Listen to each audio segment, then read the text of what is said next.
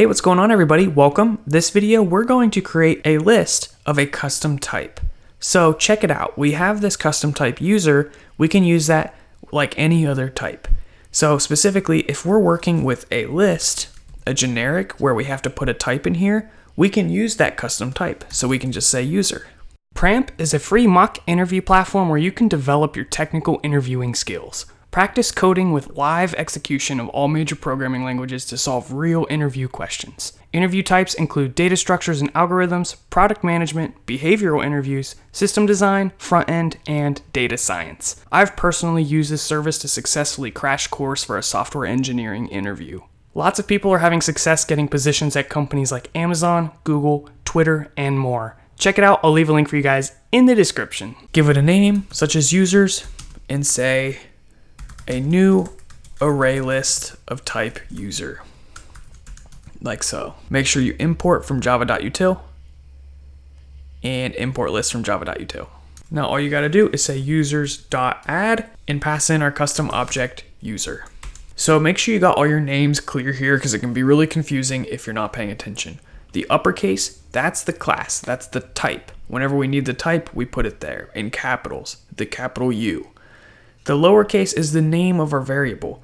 We can name it whatever we want.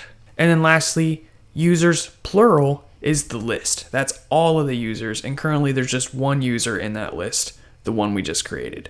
If it helps you change some of the names, we could change user to just you, or you could call it me or person, whatever you want it to be.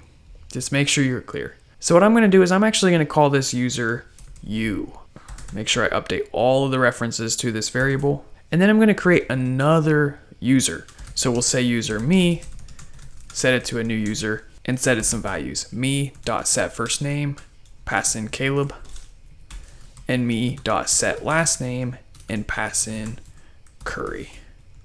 Beautiful. We can add this person to the list as well. So we can say users.add, pass in me, and we can access these users real easily by using indexes. So we can say users.get, pass in an index such as 1. That's going to be me. And because this is typed to a user, we know what methods are available to us. So we can press dot and see them all here. So for example, we'll just get full name and we'll put this entire thing inside of a sysout.